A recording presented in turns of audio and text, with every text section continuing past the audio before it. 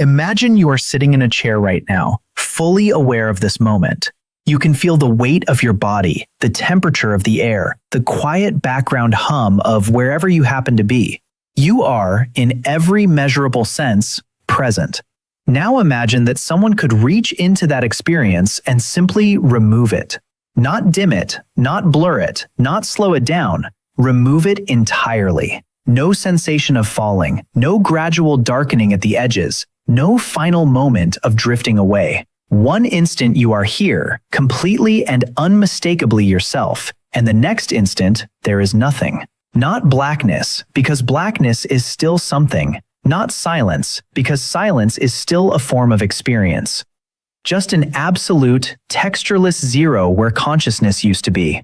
This is not science fiction. This is something that has happened to hundreds of millions of living people. And almost none of them can tell you what it actually felt like, because feeling is precisely what disappeared. Every single day, across operating rooms on every continent, surgeons perform procedures that would be unthinkable without first solving an ancient and still imperfectly understood problem. How do you temporarily remove a person's awareness from their own body without causing permanent damage? For most of human history, the honest answer was that you couldn't. Ancient Egyptians pressed mandrake root extracts against the gums of patients before crude procedures. Medieval surgeons used alcohol, opium, and occasionally a hard blow to the skull. The results were inconsistent, often brutal, and sometimes fatal. A Roman soldier undergoing battlefield amputation in the 2nd century had essentially two options: bite down on leather and endure, or succumb to a crude herbal sedative that might work and might simply make the experience slightly softer around the edges. The operating table was, for most of recorded history, a place of conscious suffering. And then, in the autumn of 1846, everything changed. On the morning of October 16, 1846, inside a surgical amphitheater at Massachusetts General Hospital in Boston, a dentist named William Morton administered a colorless, sweetly pungent vapor through a glass inhaler to a young printer named Edward Abbott. Abbott had a vascular tumor on his jaw that needed surgical removal. Surgeons at the time expected him to scream. The audience gathered in the tiered gallery above the operating table expected him to scream. Instead, Abbott went quiet. He went still. Surgeon John Collins Warren removed the tumor while Abbott experienced none of it. And when Abbott returned to consciousness moments later, Warren reportedly turned to the stunned gallery and said simply, "Gentlemen, this is no humbug." The substance was diethyl ether, and that single morning launched one of the most consequential revolutions in medical history. Within months, surgical theaters across Europe and America were using ether. Within years, the concept of painless surgery had transformed from fantasy into expectation. But here is the thing that nobody in that Boston amphitheater could have anticipated. More than 175 years later, scientists still cannot fully explain what ether, or any of the dozens of anesthetic compounds that followed it, actually does to human consciousness. They know the chemistry, they know the neurology. What they are still genuinely arguing about is the deeper question underneath all of it. What exactly is consciousness? And what does it mean to temporarily take it away? To understand what anesthesia does to the brain, you first have to dismantle the most persistent and misleading idea most people carry into surgery with them. The idea that general anesthesia is essentially very deep sleep. Anesthesiologists themselves sometimes reinforce this misunderstanding, gently telling patients they are going to sleep before a procedure, which is understandable as bedside manner, but genuinely inaccurate as science. Sleep and anesthetic unconsciousness are not the same state. They are not even close to the same state. Sleep is an active, dynamic, internally organized process. A sleeping brain cycles continuously through distinct stages, each with its own characteristic electrical signature, its own biological purpose. During REM sleep, the brain generates vivid internal experiences, processes emotional memories, and rehearses social situations. During deep, slow-wave sleep, it consolidates what happened during the day, flushing metabolic waste products through its glymphatic drainage system. The sleeping brain is not resting. It is working, just privately. Anesthetic unconsciousness looks nothing like this on a brainwave monitor. Nothing like it at all. When researchers attach EEG electrodes to a patient's scalp and record what happens as anesthetic anesthetic drugs enter the bloodstream, what they observe is a progressive and ultimately dramatic transformation of brain activity that bears no resemblance to any natural sleep stage. In the early seconds after drug administration, the pattern shifts rapidly. The high-frequency, complex electrical activity associated with alert, integrated consciousness begins to slow and simplify. Then, as the drug concentration climbs towards surgical depth, something remarkable occurs. The coordinated activity between distant brain regions, the constant back-and-forth electrical conversation that normally links the front of the brain to the back, the left hemisphere to the right, the deep structures to the surface cortex, begins to fragment and collapse. Researchers call this disruption of functional connectivity, and it turns out that understanding what exactly gets disrupted and why that specific disruption produces unconsciousness is one of the most fascinating and contested questions in all of modern neuroscience. Here is the key insight that took decades to arrive at.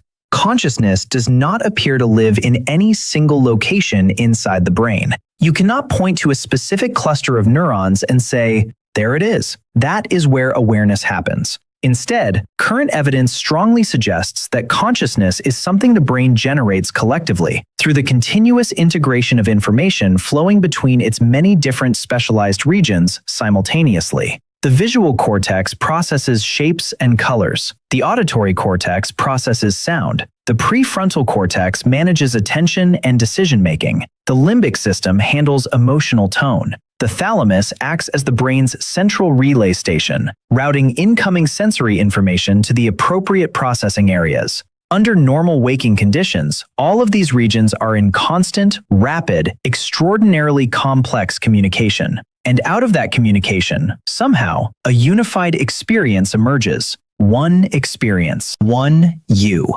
Neuroscientist Giulio Tononi formalized this idea into what he called integrated information theory, arguing that consciousness is not a product of any single brain structure, but of the brain's capacity to integrate vast amounts of information across its full architecture into a single coherent whole. Anesthetic drugs appear to target exactly that integration process with remarkable precision. And here is what makes this genuinely strange. When researchers use advanced imaging techniques to watch what happens inside an anesthetized brain, what they often see is not a brain that has gone entirely quiet. Individual regions may still show electrical activity. Neurons are still firing. Metabolic processes are still running. What has changed is the connectivity between those regions. The communication has broken down. The electrical conversation between distant brain areas, the conversation that under normal circumstances generates something recognizable as unified awareness, has fragmented into isolated pockets of local activity that no longer speak to each other in any integrated way. If consciousness truly does emerge from integration, then what anesthetic drugs may actually be doing is not turning off the brain. They are silencing the connections between its parts. And the result, according to this framework, is not a brain experiencing nothing. It may be a brain that is simply no longer capable of assembling its activity into anything that qualifies as experience at all. This is where things get philosophically uncomfortable, and also where the history of anesthesia research takes one of its most unsettling turns. Because if consciousness depends on integration, and if anesthetic drugs disrupt integration rather than silencing the brain outright, then a disturbing question naturally follows. What happens when the disruption is incomplete? What happens when the integration suppression is thorough enough to prevent memory formation, thorough enough to prevent voluntary movement, but not quite thorough enough to prevent some form of awareness from flickering on? The answer has a name. It is called anesthesia awareness. And despite sounding like a theoretical edge case, it is far more common than most surgical patients ever realize. Studies across multiple countries and decades of data consistently estimate that somewhere between 1 and 2 patients per 1,000 undergoing general anesthesia experience some form of awareness during their procedure. In a world that performs hundreds of millions of surgeries every year, that translates to a staggering number of people. What does anesthesia awareness actually feel like?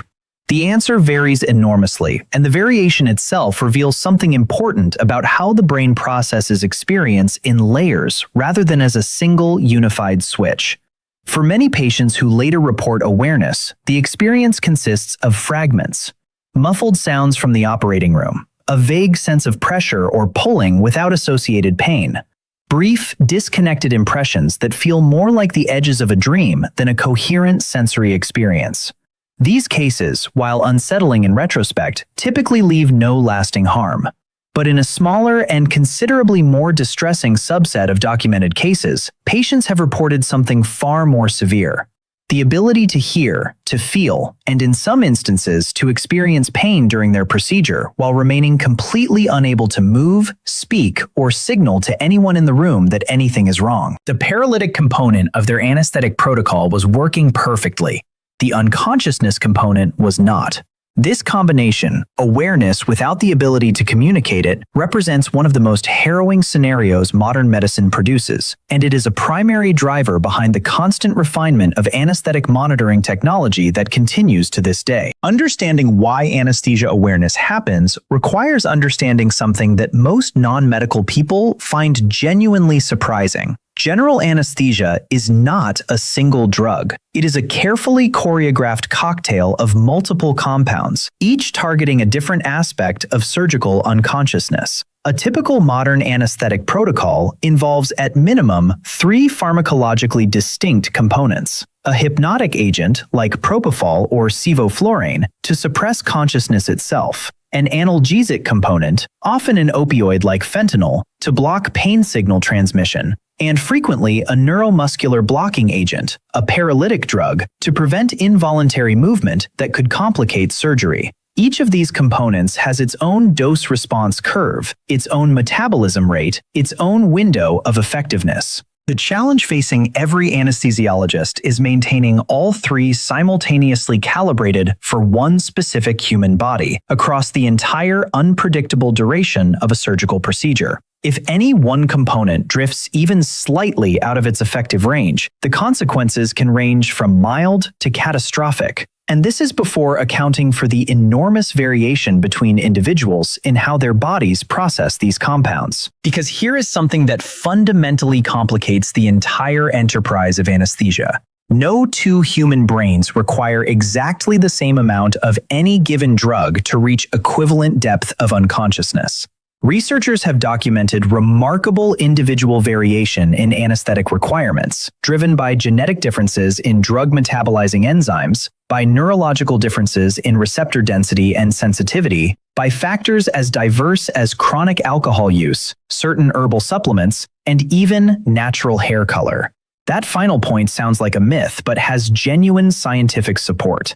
Multiple studies have found that natural redheads, carrying variants of the MC1R gene, statistically require significantly higher doses of certain inhaled anesthetic agents to reach equivalent surgical depth compared to patients without those variants, a finding that has been replicated enough times to be taken seriously by anesthesiologists worldwide. The operating room, in other words, is not a standardized environment. It is a dynamic negotiation between a pharmacological toolkit and the unique human nervous system. Now enter propofol, perhaps the most famous anesthetic in popular culture, partly because of its association with the 2009 death of Michael Jackson, and partly because its onset is so rapid and its visual signature so distinctive. Patients given propofol intravenously often describe the experience of going under, not as fading away, but as a sudden, almost violent discontinuity. Present one moment, simply absent the next. Electroencephalographic studies of propofol induction have revealed something remarkable happening in the brain during those final seconds of conscious transition. Just before full unconsciousness is established, there is frequently a brief burst of unusual and highly coordinated neural activity across the cortex, sometimes described by researchers as a traveling wave of electrical synchronization sweeping across the brain in a single large oscillation. Some researchers have speculated this transitional burst may be connected to the dreamlike imagery or strange perceptual phenomena that a minority of patients report experiencing at the very threshold of going under.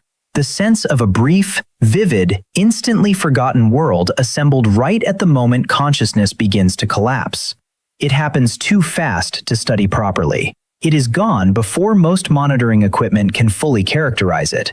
but it suggests that even the transition into unconsciousness is not the clean, instantaneous switch it subjectively feels like from the patient's perspective. There is one anesthetic agent that behaves so differently from every other compound in the pharmacological toolkit that it deserves separate consideration entirely. Ketamine has been in clinical use since the 1960s, originally developed as a more controllable alternative to phencyclidine, and it produces a form of unconsciousness so distinct from conventional anesthetic agents that physicians gave it its own category, dissociative anesthesia. Unlike propofol or volatile agents like sevoflurane, which broadly suppress the brain's integrative communication networks, ketamine primarily targets a specific receptor type called the NMDA receptor, and its effect on the brain is not suppression but disruption. Ketamine does not turn the cortex down, it disconnects it. Patients given ketamine for surgical procedures frequently report experiences that sound nothing like the blank discontinuity of propofol anesthesia. Instead, they describe floating, a profound sense of detachment from physical sensation. Vivid, internally generated visual landscapes. A feeling of observing the self from somewhere outside the body. Experiences so consistently described across cultures, ages, and clinical contexts that they have forced researchers to take seriously a question they might otherwise have preferred to avoid. What exactly is happening inside a brain that is simultaneously unconscious and apparently experiencing something? This question creates an almost unavoidable bridge to one of the most contested territories in contemporary consciousness research: the relationship between anesthetic states, particularly ketamine-induced dissociative states, and the experiences reported by people who have survived cardiac arrest, clinical death, and resuscitation. Near-death experiences, as they are formally studied, share a striking cluster of features with ketamine-induced dissociation: the sensation of leaving the physical body, the perception of moving through a luminous space, a feeling of profound calm or detachment from physical pain, vivid encounters with imagery or presence that feels more real than ordinary reality. The overlap is too consistent to dismiss as coincidence, and several serious researchers have proposed that the dying brain, under the extreme physiological stress of cardiac arrest, may activate endogenous chemical cascades that mimic some of ketamine's dissociative mechanisms, a kind of emergency internal pharmacology triggered by the collapse of normal consciousness. The brain, in this framework, does not simply go dark when it begins to fail. It may go somewhere instead, or generate a very convincing internal simulation of somewhere. Whether that distinction ultimately matters is a question that sits at the precise intersection of neuroscience, philosophy, and something considerably harder to define. Regardless of where the conscious mind may or may not travel during surgery, the process of returning from anesthesia turns out to be just as scientifically interesting as the departure, and considerably messier to witness. The recovery from general anesthesia is not the clean, instantaneous reversal that the subjective experience implies. From the patient's perspective, the gap simply closes. The sentence picks up exactly where it left off, with no felt discontinuity, no sense of having been absent, no residue of the hours that passed. But from the outside, what is actually observed is a gradual, chaotic, and highly uneven reboot of a complex system bringing its many components back online at staggeringly different rates. Basic brainstem functions, breathing, swallowing reflexes, response to pain, return relatively quickly as drug concentrations fall. Motor function follows. But the higher-order cognitive architecture, coherent language, accurate short-term memory, reliable judgment, the ability to form a consistent model of one's own current situation, can lag far behind, sometimes by hours. This uneven reboot produces what has become one of the most recognizable features of post-surgical recovery, a state that medical staff observe so consistently it has its own informal taxonomy. Patients in the early minutes of recovery from general anesthesia frequently exhibit a characteristic cluster of behaviors. They ask the same question multiple times within seconds of each other, with no memory of having just asked it.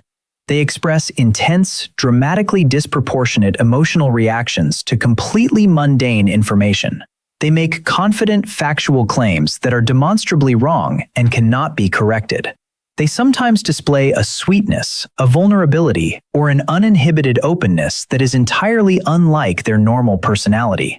This is not damage. It is not a complication. It is the prefrontal cortex, the brain's primary system for reality testing, working memory, and behavioral inhibition, coming back online last, after the more primitive systems have already resumed control of language and motor output. For a brief window, words come out before the editorial system that normally shapes them has finished rebooting. It is, in a very real sense, unfiltered cognition. A human being operating without the layer of executive architecture that normally mediates between thought and expression. The recovery picture becomes considerably more complex for certain populations, and the most significant of these is older patients. Post-operative cognitive dysfunction, a recognized medical phenomenon formerly studied since the 1990s, describes a pattern of measurable cognitive decline following surgery and anesthesia that persists beyond the immediate recovery period, sometimes for days, sometimes for weeks, and in a subset of older patients, for months or longer. Memory difficulties, reduced processing speed, impaired concentration, a general cognitive fuzziness that is quite distinct from ordinary post-surgical fatigue. Research into this phenomenon has pointed towards several potential mechanisms, including neuroinflammation triggered by the surgical procedure itself, disruption of the brain's glymphatic waste clearance system, and reduced neuroplasticity that makes the reconstruction of functional connectivity after anesthetic disruption slower and less complete. The brain's ability to reassemble its communication architecture after being pharmacologically fragmented does not remain equally efficient across a lifetime. And for patients with early or subclinical neurodegenerative disease, surgery and anesthesia may sometimes act as an accelerant, advancing a timeline that was already moving. This is one of the most active areas of current anesthesia research, and it carries genuine urgency given the demographics of surgical populations worldwide. Underlying all of this is a technological arms race that has been quietly underway for decades, driven by the fundamental epistemological problem at the heart of anesthesiology. How do you know when a brain is truly unconscious? You cannot ask it. You cannot trust behavioral signs alone because the paralytic component of anesthesia removes voluntary movement regardless of conscious state. The traditional signs anesthesiologists used for generations, heart rate, blood pressure, pupillary response, lacrimation, relied on indirect physiological indicators that could be masked by other drugs or confounded by the patient's individual physiology. What was needed was a way to read consciousness itself, directly from the brain's electrical output, in real time during surgery. The bispectral index monitor, developed in the 1990s, represented the first serious commercial attempt to solve this problem. It works by processing raw EEG data from a sensor placed on the patient's forehead and compressing the full complexity of that brainwave information into a single number on a scale from 0 to 100. 100 represents full wakefulness. 0 represents a completely flat EEG, technically compatible with brain death. The target zone for surgical anesthesia is generally considered to be between 40 and 60. A number in that range, combined with other physiological monitoring, gives the anesthesiologist confidence that the patient is at appropriate depth. But even with sophisticated monitoring, the fundamental uncertainty never entirely disappears, because what BIS and similar devices are ultimately measuring is not consciousness itself. They are measuring the electrical correlate of consciousness, the pattern of brain activity that tends to accompany it. Whether the map perfectly reflects the territory, whether a brain producing an index value of 50 is definitely not experiencing anything, remains an assumption rather than a certainty. Researchers continue to refine these tools, developing increasingly sophisticated algorithms that analyze not just the frequency of brainwaves, but their spatial distribution across the scalp, the degree of connectivity between different electrode positions, the complexity and unpredictability of the signal over time, all in an effort to build a more complete and reliable signature of genuine unconsciousness. It is, in essence, the engineering expression of one of philosophy's oldest questions. Can you objectively measure the presence or absence of subjective experience from the outside? And the honest answer, even with every tool currently available, is not yet with certainty. There is a structure deep inside the brain, roughly the size and shape of two small walnuts placed side by side, that deserves particular attention in this story because it keeps appearing at the center of anesthesia research, no matter which direction investigators approach from. The thalamus sits at the core of the brain, strategically positioned between the brainstem below and the vast cortical surface above. Every sensory signal from the outside world, sight, sound, touch, pain, temperature, passes through the thalamus before reaching the cortex. It does not merely relay these signals passively. It filters, gates, amplifies, and modulates them, functioning less like a simple relay station and more like a sophisticated editorial board that decides which incoming information the cortex needs to process and which can be safely ignored. And researchers studying the neural mechanisms of anesthesia have repeatedly found that most anesthetic agents, across completely different chemical classes, converge on the same final common pathway. They suppress thalamic activity and, crucially, they disrupt the thalamocortical loops, the reciprocal communication pathways that normally connect the thalamus and the cortex in continuous, rapid, mutually reinforcing dialogue. When those loops are disrupted, the cortex is effectively cut off from the stream of sensory information that it normally uses to construct a model of the external world. And, within that model, a sense of self. This thalamic gating theory of anesthesia provides an elegant mechanical explanation for something that otherwise seems paradoxical about the anesthetic state. Why can the cortex still produce electrical activity during deep anesthesia, still generate slow oscillating waves of synchronized neural firing, and yet produce no experience that any patient can later recall? Because the activity it is generating is internally driven, disconnected from the sensory world, no longer anchored to anything real. A cortex cut off from its thalamic input is like a projector running with no film loaded. The mechanism is still functioning, the light is still on, but nothing is being put on the screen. Some researchers have pushed this analogy further, suggesting that certain anesthetic states may produce something that the cortex generates in that isolated condition. Internal oscillations that resemble dreaming in their spontaneous character, but lack the rich sensory grounding and narrative structure that real dreams acquire when the sleeping thalamus is still partly online. Most patients never access these internal states, or access them so briefly and so incompletely that no memory survives.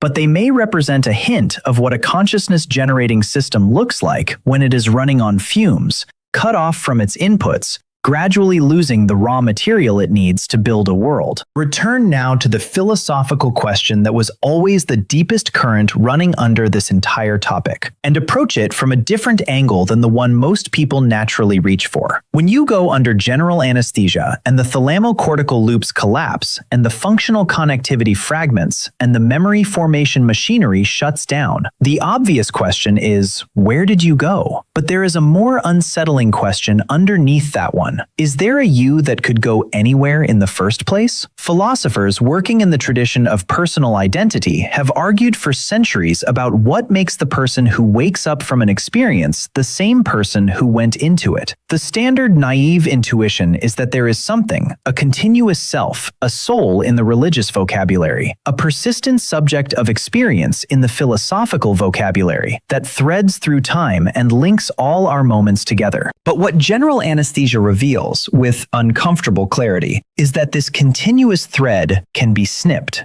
Not just slowed or blurred, snipped.